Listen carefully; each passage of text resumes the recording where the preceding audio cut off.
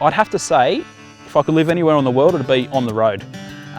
And the reason I say that is because different places at different points of time are a different kettle of fish altogether. So Cape York during the winter would be awesome, and during the warmer months, pop back down to Tassie. So yeah, I think touring around would have to be my ultimate goal. It'd be awesome. If I was stuck in an elevator, what song would I want to listen to? That would have to be True Blue, John Williamson. I could listen to that all day, no worries. Failing that, a bit of Lee Kernaghan, like the country music.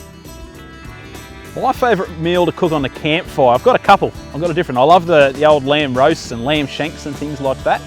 But I've got another favourite that I've been doing lately. I don't even have a name for it yet, but it's basically potatoes and chops and sausages and a bit of a gravy mix cooked in the camp oven, and that's coming out sweet.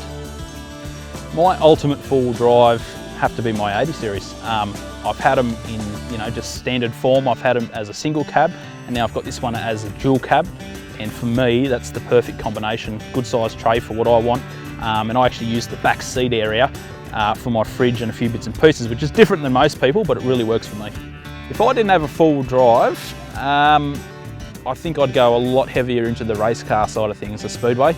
Pretty much anything that's on dirt I love, but the speedways are probably the next in line, I'd say. So growing up, I was always out racing around the place, and my dad was into it as well, so it was a bit of a family sort of thing.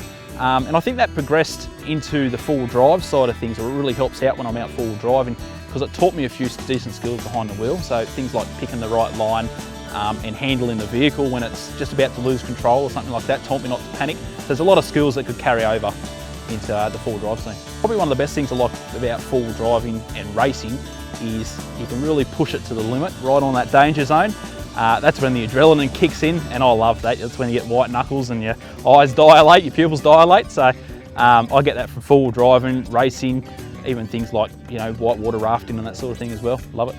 I think my favourite memory from when I was a child would have to be my first race out on the speedway track. I was only about 14 years old.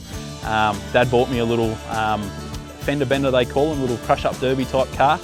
And I don't think he was expecting me to get into much trouble out there, but my first lap out there, I ended up rolling the car right down the straight and landed on all four wheels, and I kept trying to race for some reason, but I had 3 flat tyres, so that didn't work out really well. But yeah, I'll never forget that. It was awesome.